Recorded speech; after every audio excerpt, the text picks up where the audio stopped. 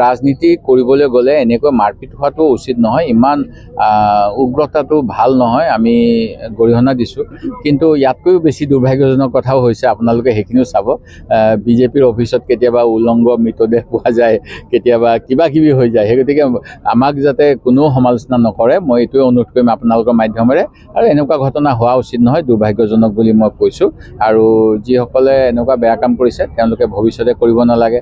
আৰু আমাৰ যি সভাপতি তেখেতে নিশ্চিতি প্ৰদান কৰিব নিশ্চয়, যাতে এনেকুৱা ধৰণৰ ঘটনা ভৱিষ্যতে নহয়। যিগৰাকী যুৱকক আঘাতপ্ৰাপ্ত হৈছে তেওঁৰ মাকে তদন্তৰ দাবী কৰিছে, আৰু আপোনালোকে কি বিচাৰে মানে যদিহে মই নিশ্চয় কৈছোঁ যে দোষীক শাস্তি দিব লাগিব, এটা তদন্ত হ'ব লাগিব। তদন্ত নকৰাকৈ একো কথা কোৱা নাযায়।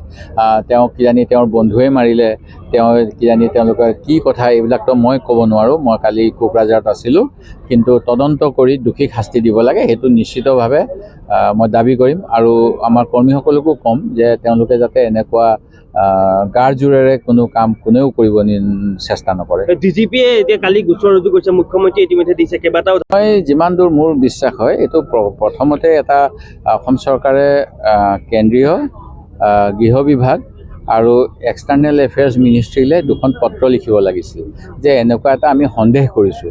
কাৰণ সন্দেহ কৰিলে তাৰপিছত কিন্তু এইবিলাক যিহেতু পাছপৰ্টখন এতিয়া চেণ্ট্ৰেল গভৰ্ণমেণ্টৰ বিষয়, ভিছা দিয়া বা চিটিজেনশ্বিপ দিয়া কেন্দ্ৰীয় চৰকাৰৰ বিষয়, ইলেকশ্যনৰ বিষয় কেন্দ্ৰীয় চৰকাৰৰ বিষয়। সেই গতিকে তাৰ কাৰণে কিন্তু পুলিচি তদন্ত নহয়, তাৰ কাৰণে আপোনাৰ ফাইলি তদন্ত হয়। ডিপাৰ্টমেণ্টে সেইবিলাক কৰিব পাৰিলে হয়, কিন্তু আমি যিটো কওঁ যে চুৰ ধৰিবলৈ যোৱা নিচিনাকৈ।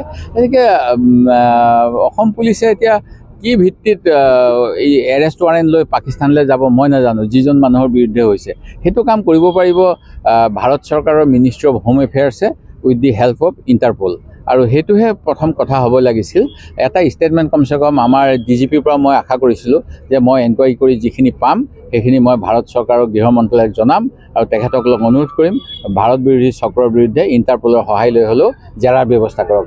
যেনেকৈ আমাৰ ইয়াতে এটা পানী কেলেংকাৰী হৈছিল, সেই কেলেংকাৰীৰ কাৰণে আমাৰ CIDয়ে বোলে ভিডিঅ' কনফাৰেঞ্চ কৰিছিল, তাৰপিছত কি হ'ল নাজানো। কিন্তু CBI তদন্তৰ কথা শুনিছিলোঁ, সেইবিলাকো কি হ'ল নাজানো। সেই গতিকে কিছুমান কাম আমাৰ চৰকাৰৰ, ৰাজ্য চৰকাৰৰ সীমিত ক্ষমতাৰ ভিতৰত সম্ভৱ নহয়। সেইখিনি কৰিবলৈ আমি আৰু ৰাইজক হোৱাটছআপত ৰীল চিল কিবা কিবি দেখাই থাকিব পাৰিম, কিন্তু তাৰ যোগেদি প্ৰকৃত কামটো নহ'ব। মোৰ বিশ্বাস নহয় এই SITয়ে বহুতখিনি কৰিব পাৰিব বুলি। হ'ব।